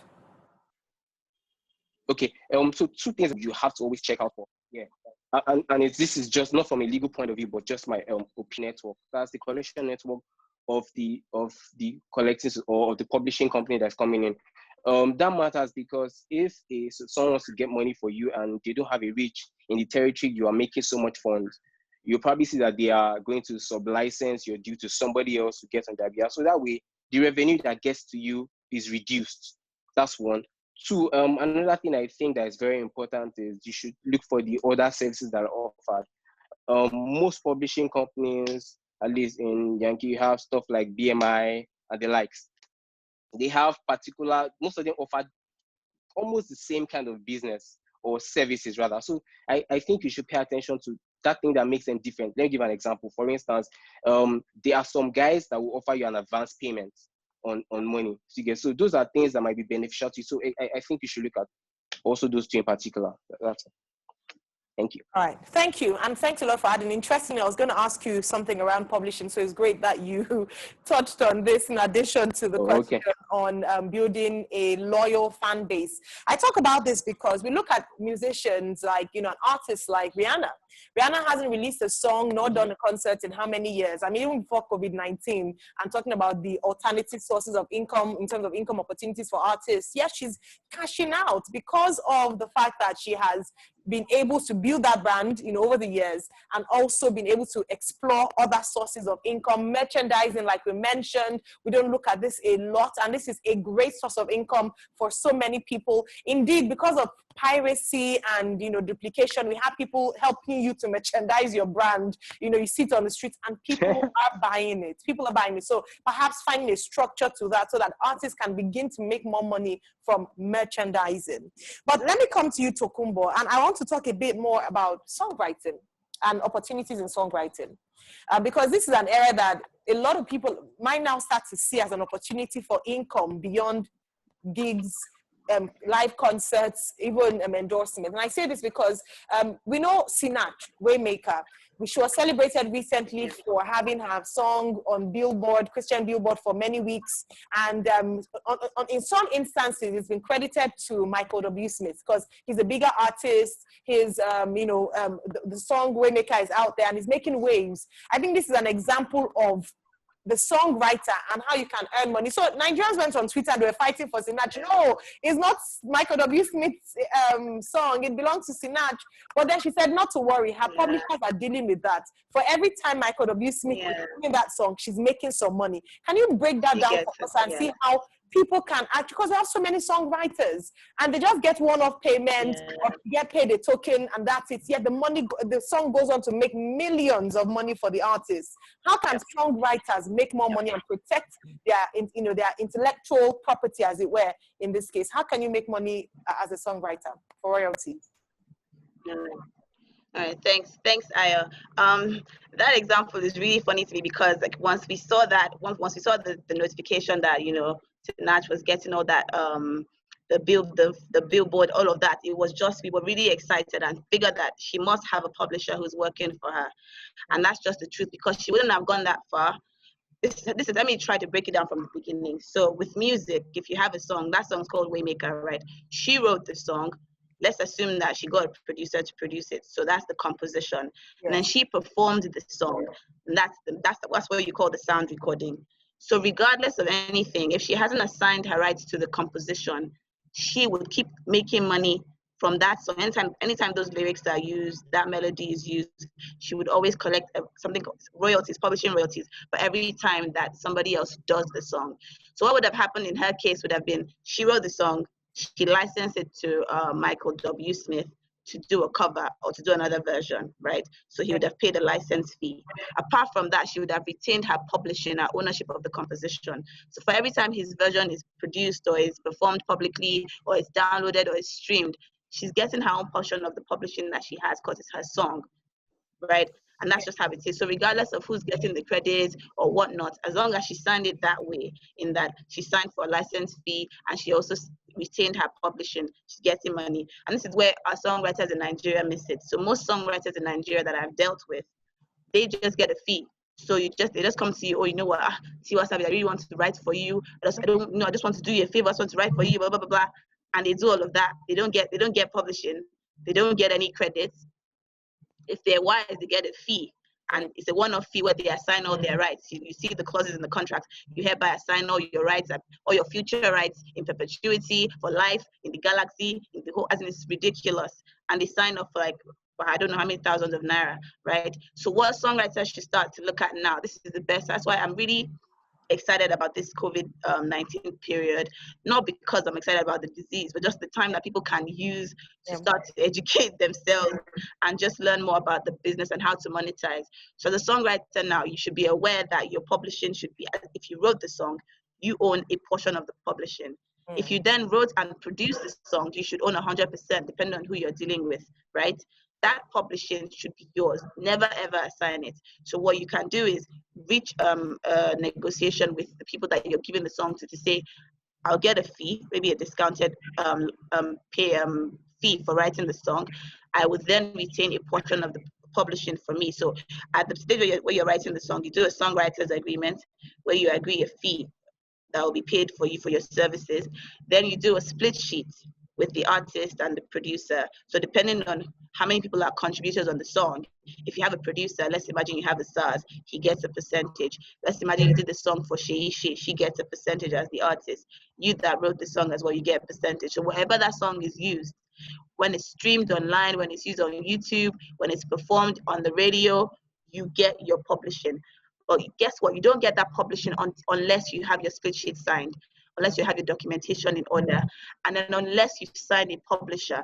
So that's another thing people do. They argue for publishing. No, I want 20%, I want 50%. And at the end of the day, they have that on paper, but they've not signed with the publisher. So there's no one collecting that money for them. And just to purchase what Damola had said, knowing the right publisher again is crucial. Someone who has the capacity to collect. So if you're a songwriter, you've done all the necessary stuff at the back end with your documentation. You have your songwriters agreement where you've been paid a fee for your service. You also have a split sheet where you've gotten a percentage, maybe 30% of the publishing. You then go and look for, shop for a publisher who has capacity, who would take maybe a certain percentage of your earnings as an admin fee. So that publisher will help you register your songs in the different territories, in China, all parts of Africa, wherever. Then they help you collect as well from all the different collective societies. When that song is played on the radio, when it's played on terrestrial radio, the internet radio, where it's streamed, where it's downloaded, all of that. They help you collect that and they give it to you after taking their portion. So that's one thing. I think if I summarize it, have your documentation in order, your songwriter's agreement and your split sheet, and then sign with the publisher with capacity, who can collect for you, can register for you. That's the one thing, are the two things. And of course, I would obviously market, you have an entertainment lawyer, you just have to have someone who understands the industry. Like at the end of the day, you can know all these things about split sheets and know about songwriters agreements, but one tiny clause in your split sheet can confuse every single thing you think you're signing. A lawyer can be sharp and tell you you're getting 30%, but only 30% once you've done something that you're not aware of, and then you don't actually have anything. So, I would say again, documentation, songwriters agreement, split sheets, signing the publisher that has capacity, and having an entertainment lawyer at your back, who will negotiate these deals for you. Thank you so very much. I know the concept of having an entertainment lawyer wasn't as popular as it is now. I think more musicians, artists, and people in the creative space are seeing a need for this because we've had too many issues whereby the artists' hands are tied and they sign contracts that they shouldn't really have signed as it didn't favor them in any way. Finally, before I open up for questions, our time, thank you so much for your time, but because you've touched so much on publishing, and a number of people are out there, both established and new acts, as to what to look out for in choosing the right publisher. Some of the things you mentioned are people that have a wide reach, people that have, that would protect your interests. But I know, I believe TuneCore, we have a few of them that are good publishers, but what would you recommend in terms of publishers? So I'll take this question to Godwin and Damola with regards to publishing. How do you, as a manager, Godwin, how do you recognize the right publishers to work with for your artists? And then what should artists look out for, independent artists, what should they look out for in choosing the right publisher for their songs? Well, first of all, I pass those conversations to my lawyers. Mainly because the truth is, as Tokunbo said earlier, there are different types of publishing deals that you want to that are available to sign. For established artists, they're usually advised to just do admin deals. Some artists who run into publishing conversations commit themselves to these deals, but don't necessarily even have the music to generate the income.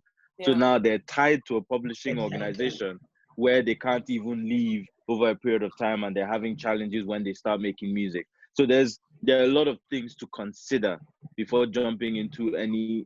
First, you need to identify what kind of publishing company you need, and then look for which ones offer those services, right? And then look at track record. I can't call any name. I can't say, go to this publisher or go to that publisher. What I would say is there needs to be a list of questions you're able to answer Yeah.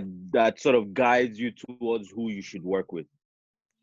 Thank you very much. I think that's very, very helpful. Damola, do you have anything to add to this in terms of choosing the right publisher for you?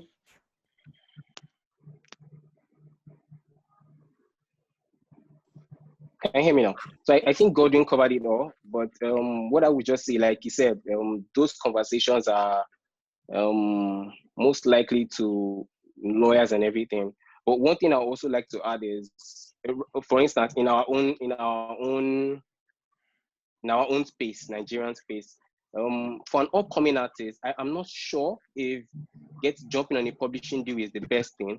Personally, I think that first, you should understand your distribution system. The reason I'm saying this is most times, you can correct me if I'm wrong, most times artists down here are the songwriters and are mostly the performers most times here.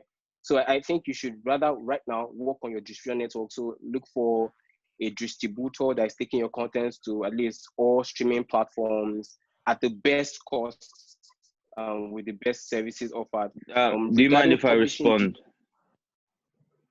I don't mind. Yeah. I don't mind. I'm just Godwin, yeah. No problem. I want to. Yeah, he said something that kind of struck a chord, but you know what? When he finishes, I'll respond to it. Okay. Oh, okay. Thank you. Okay, so yeah, so I think that right now, so you should really work on your distribution system, like, and exactly how you're distributing around.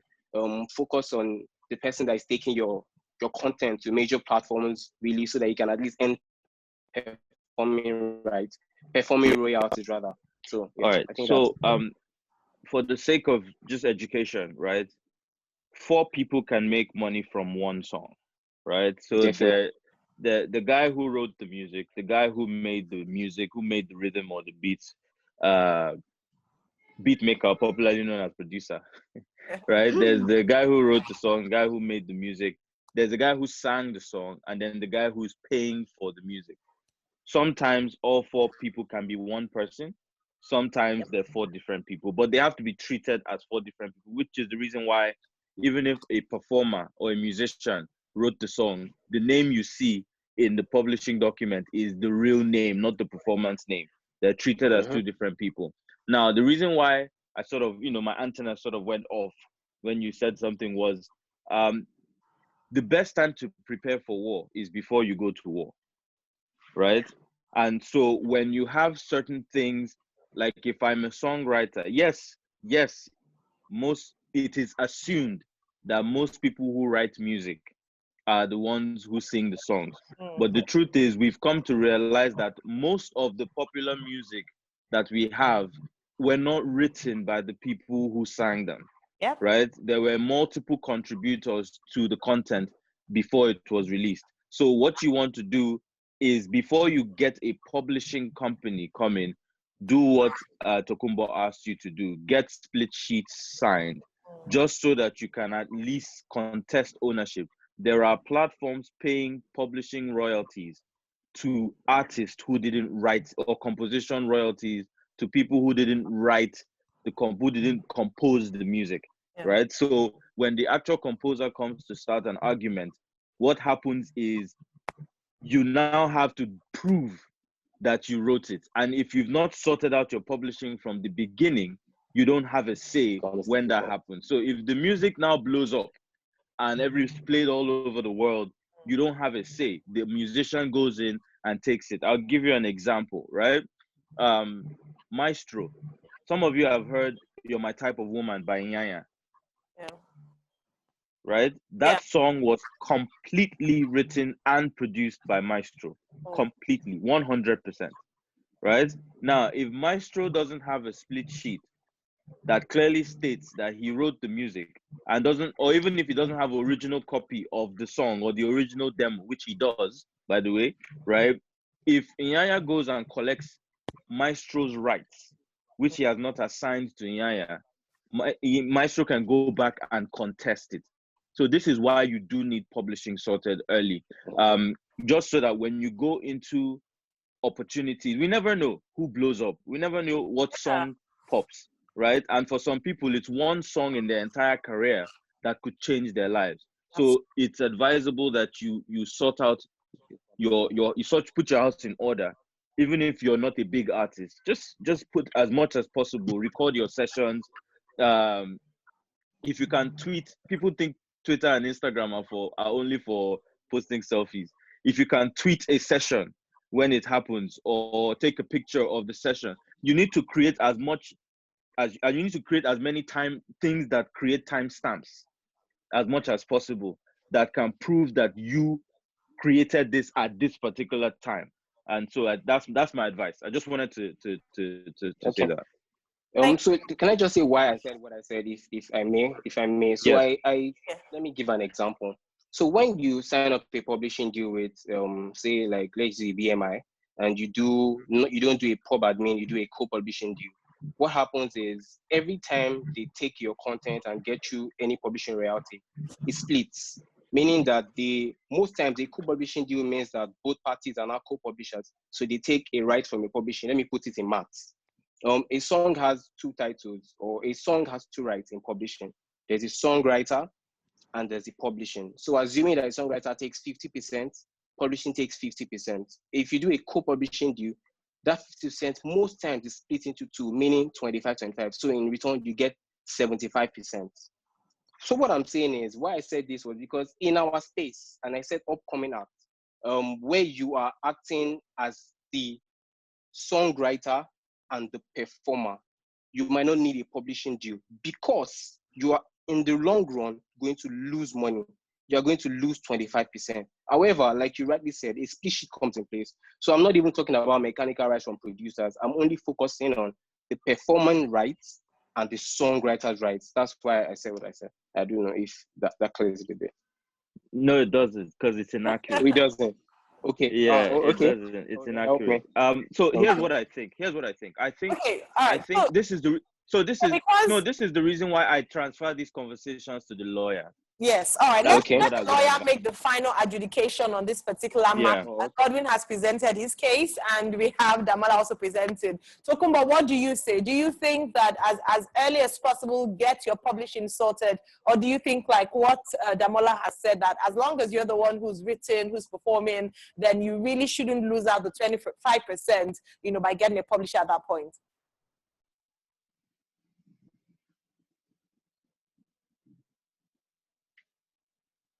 Tokunbo? Okay, can you hear me? Sorry, I couldn't unmute myself. All right. Okay, we can hear you now. All right. So, I hear what both people have said. Obviously, Godwin, I'm in total agreement with Godwin, because at the end of the day, right, I think it's as Godwin has said, you don't wait until you've gone into a problem before you start to get your books or your house in order.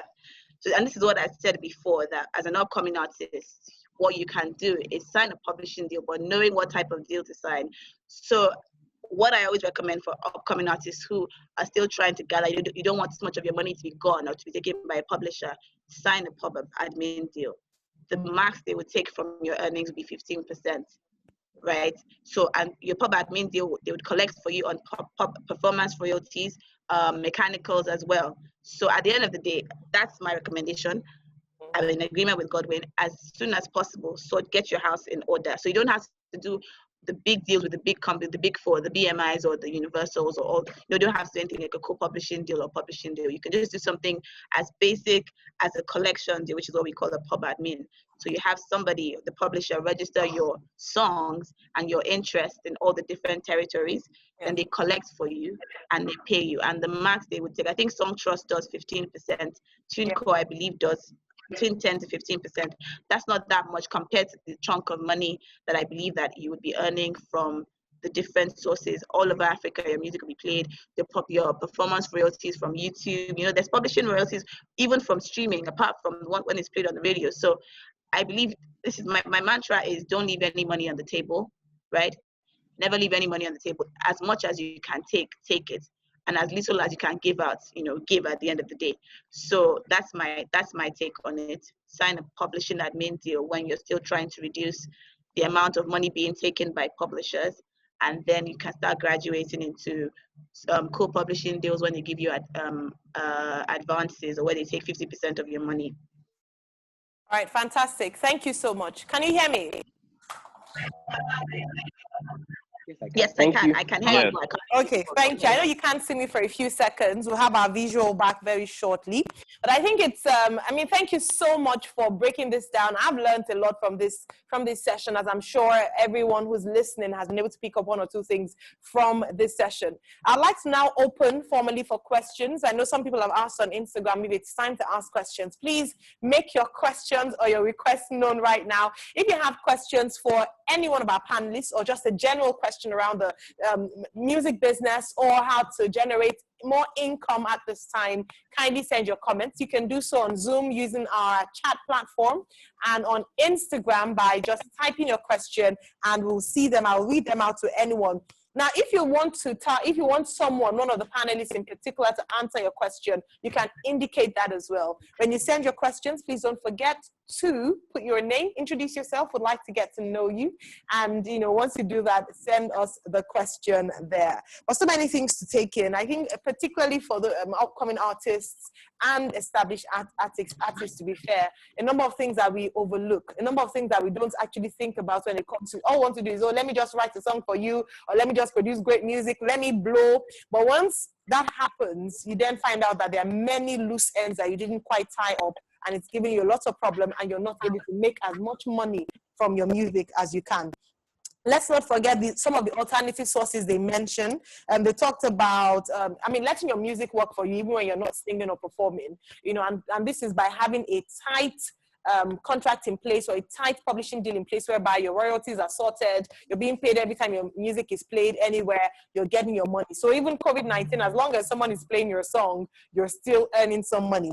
Also, let's not forget, of course, have endorsements as well. We touched on that, how to position yourself, how to make sure that you're building a good following so that people are attracted to your brand and want to collaborate or work with you. And of course, merchandising. This is an aspect that we haven't really explored fully, I would say, in the Nigerian entertainment or music industry. And perhaps it's time we started to do that. And of course, using your influence as an artist to make money for yourself in other aspects. All right, I have the questions coming through from our Zoom.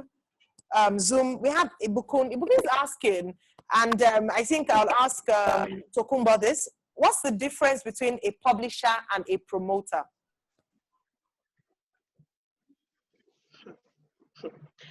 Okay. So, I tried to explain what a publisher is before, but I'll do it again. So, I have to go back to the basics of music, right? Yeah. Music has two different parts. You have the composition and you have the sound recording. The composition is a mixture of the lyrics and the instrumentals of like your beats, right? That's the one end. And then the sound recording is the performance of both of them. I always use this example. Let me try to use it again. So, the I Will Always Love You song by Whitney Houston. And done by Whitney Houston. Yes, exactly. So Dolly Parton had the original song. She wrote the song, right? So for all intents and purposes for this example, let's assume that she also did the instrumentals. So she owns the publishing. She owns the composition. One version. So she owns the sound recording to her version. So those are two things, right? So what a publisher is a publisher is the person and collects royalties on behalf of the composition. So what your publisher essentially does, like the publisher is like the equivalent of the record label for a sound recording. I'm not sure if I'm going too fast, but let me do a backtrack. A publisher exploits the composition. So a publisher exploits the lyrics of the song, the instrumentals. They're the ones who help you market the song, your composition. They help you collect royalties that your composition generates in different countries. They collect those and they pay it to you. Publishers also can help you with collaborating with other songwriters, putting you on different songs and helping you to sort of source synchronization opportunities, like putting your songs in a film or in an ad or in a game or whatnot. So that's clear. But if it's not clear, I think sometime this month I'm going to release a course on publishing. You can please go to my handle and check out for it later in the month. Then for a promoter, I believe we all know what a promoter does. Promoters are people who sort of like promote live concerts, live performances, tours, and the like. So they're not really similar. They're actually completely different. So your promoter just helps you promote your concert, promote you're doing tour in different countries, while your publisher exploits the composition, collects the money from that, and pays that to you. They also help you find opportunities for synchronization in movies, in ads, in games. I hope that's clear. If not clear, you can always send me a DM on Instagram. I will try to make it clearer. All right, thank you so much for breaking down and using an example, that example to explain it to me. The second on Instagram, Daya is saying that populations are the same, and if the same, and if they're not, definitely it's very interesting. Ayo. Godwin. I think that there's Oh, can you hear me now? there's a sound issue. Oh, apologies for that. I'm reading that there's a static. Is it clearer now? Is it clearer? I'll work on that. Our technical team are working on regularizing the audio, the sound of this session. But let me know once you can hear me properly. It's better. Okay. All right. So it's better. Just confirm, please, if you can hear me better. Yeah. Yes. Fantastic. All right. So Tokunbo, Dayo on Instagram added another aspect to this with regards to PR. So is PR the same as publishing, or are they different? Oh, they're completely different, Dayo. I don't know if you got my explanation about publishing earlier, but what your PR is like public relations. That's what an artist will get when you're trying to sort out your brand, publicize who you are and what you're doing, sort of put your brand out there and your image, certain image that you're trying to put out there. That's, that has to do with your brand, your persona, and whatever products you're releasing. Publishing essentially only deals with the composition, which I've explained earlier to be a combination of the lyrics and the instrumentals of the song. Just think of sheet music. When how we used to write before, we would have a sheet of paper and draw all the semi-braves and all of that and put the lyrics at the bottom. That entire paper that has the lyrics and the instrumental, that's what a publisher's job is to exploit that, market that, put in films, collect revenue that is generated from that and paid to you. So that's different from a public relation, or I don't even know, PR, whatever PR fully means. They essentially just publicize your brand, your persona, your image, whatever products you have. They kill any bad news that is out there. I mean, it's completely different, but thank you for your question anyway, Daya. So I think from just to break it down in terms of for Dio, so PR deals with the artist, while publisher is with the music. So in terms of the music, while PR is the image, brand of the artist, and more like that. I hope that's a bit simple, so that people can understand the difference. Because a number of questions have come actually with regards to differentiating distributor, publisher, PR, promoter, and so on. But I'll take a question from Ebon. Ebon is sending this from Zoom. Ebon says, oh, I lost Ebon's comment for a second now. I think Ebon's comment is, just 1 second, I'll get to Ebon's comment. Right, I lost Ebon's comment, but Ebon was asking around distribution, I think was to Godwin, saying that, Godwin, you talk about getting a good distributor. That can you recommend a distributor, or can you recommend good distributors?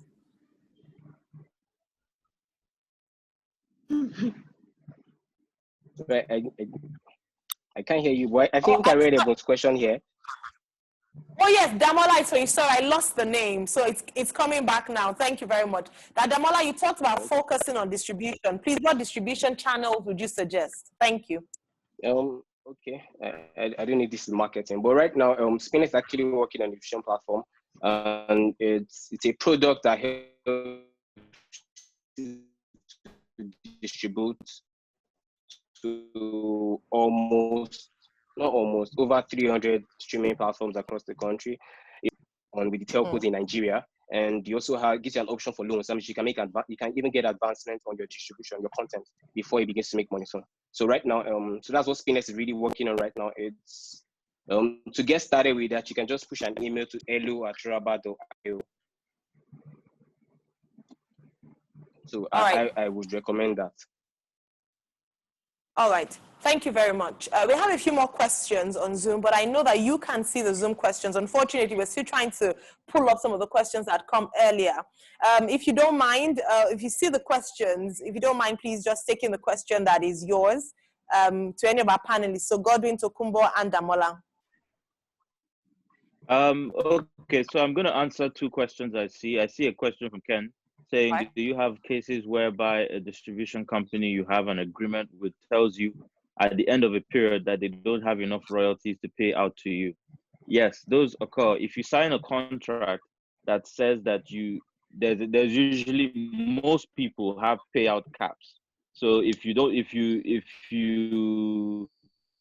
or payout limit rather.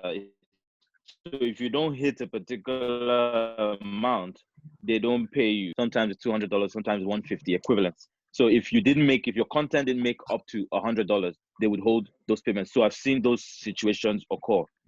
If anybody holds your money outside, I think another way, when people don't pay you, they can give you all sorts of stories. But what you also want to do is you want to know how these payments are made. You also want to be able to track where plays are coming from. So what are your numbers on Spotify? What is the report that shows where those views are coming from? Because you need to also understand that Spotify in America is $9.99 or so. Spotify in the UK is about £9 or £10, which is even more expensive than the US if you convert to dollars. But Spotify in India or something is about $3. So the payout you'd be expecting from the UK and America would be totally different from revenue you can generate from India. So these are things to consider. Apple Music in Nigeria is about $2 for $2.09 or something like that, right? So that's 600 naira or 1,400 naira, depending on which one you use. But that just gives you an idea, because compared to what people are paying in the US, it's way more. So when payments are being made, payments are being distributed according to streams that are coming from the different regions. So these are things to understand. So maybe you see a particular amount of streams in America on your Spotify, and you get upset that they're not paying you. Also, this current period, situations like these, where Spotify is giving out free subscription to its members, most people are not going to get paid around this time. So those are other things to consider. So it's not always that the distribution company is being funny.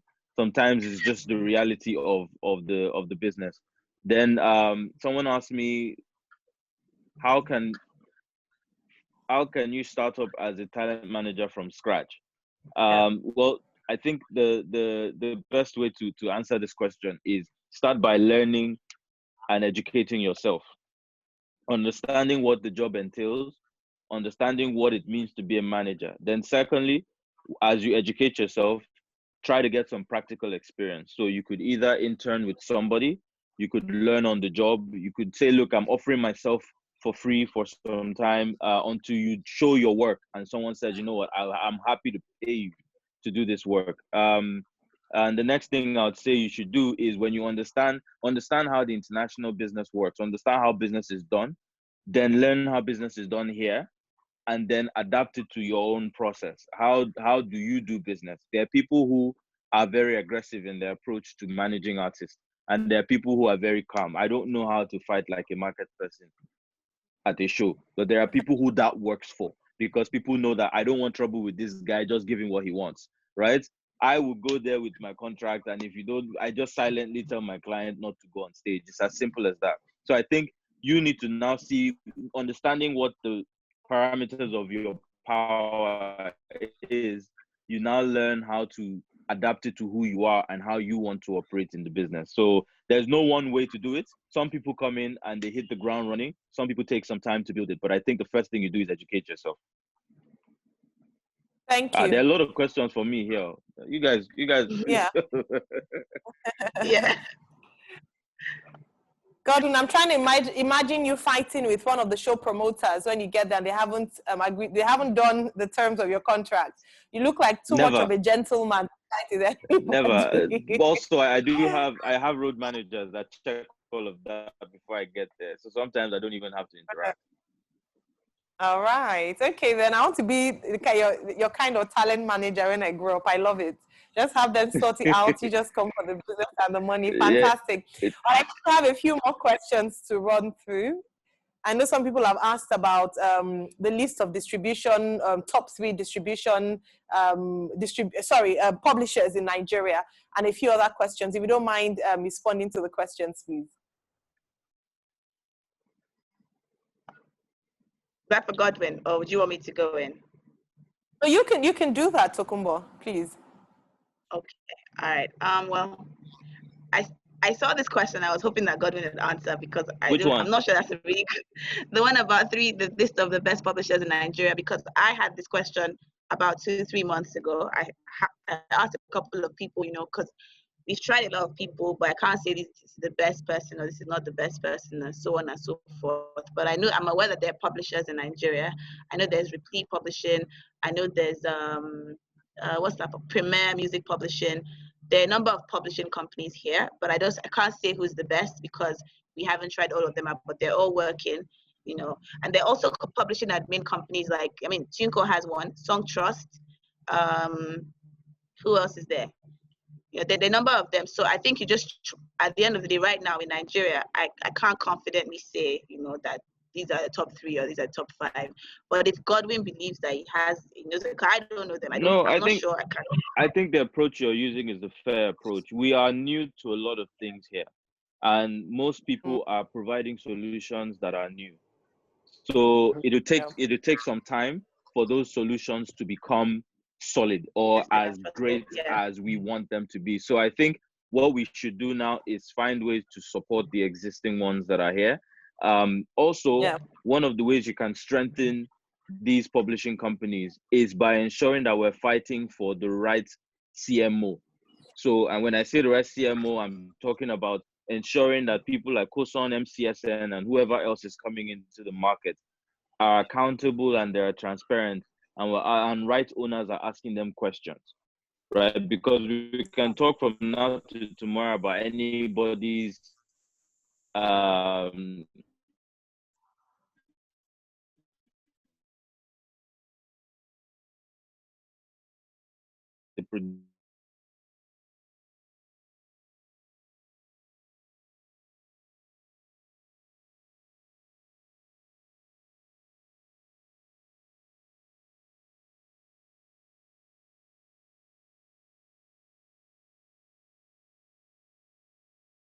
All right.